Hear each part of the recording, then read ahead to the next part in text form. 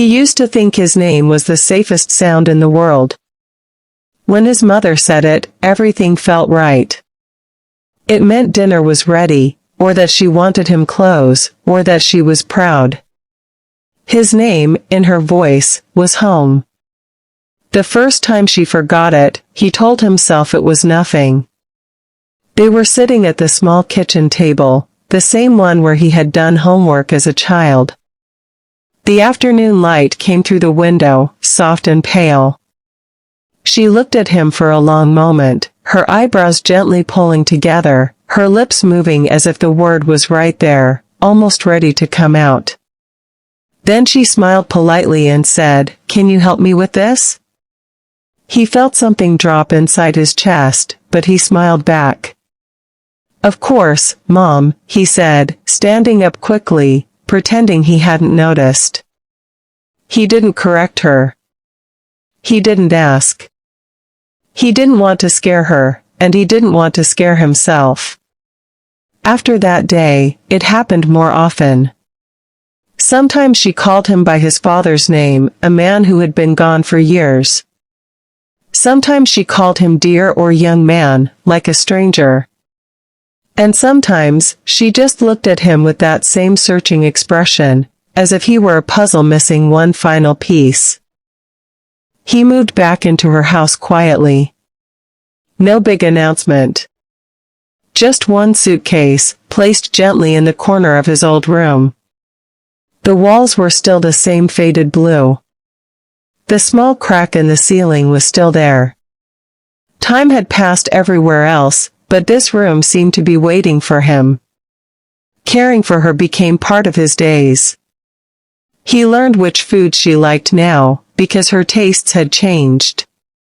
He learned to label drawers, to leave notes, to repeat things calmly even when his voice wanted to shake. Every morning, he reminded her to take her medicine. Every evening, he made sure the doors were locked. Some days were good. On good days, she laughed easily. She told stories from his childhood, stories he had heard 100 times, but now listened to like treasures. She talked about the day he was born, how scared and happy she had been, how small his hands were. On those days, she sometimes said his name. Clear. Perfect. And when she did, his heart felt so full it almost hurt. On bad days, she cried for reasons she couldn't explain. "I feel like I'm losing something," she said once, her voice trembling as she sat on the edge of the bed. "Something important. And I don't know where it went." He sat beside her and took her hand. Her skin was thinner now, but still warm. "You're not alone," he said softly. "I'm here." She looked at him, eyes wide with fear. "You're very kind," she said. "Do I know you?" That night, he went into the bathroom and closed the door quietly. He leaned over the sink and breathed slowly, watching his reflection until his eyes stopped burning. Then he washed his face and went back out, carrying calm with him like a shield. He learned to measure time differently. Time was no longer about weeks or months. It was about moments.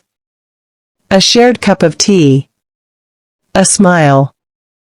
The way she hummed while folding laundry, even though she forgot whose clothes they were. He held on to these moments carefully, afraid they might disappear too. One afternoon, he found an old photo album in the closet. They sat together on the couch, turning the pages slowly. There were pictures of her as a young woman, smiling brightly. Pictures of him as a baby, sleeping on her chest. School photos. Birthday cakes. Messy rooms. Happy days. She touched one photo gently.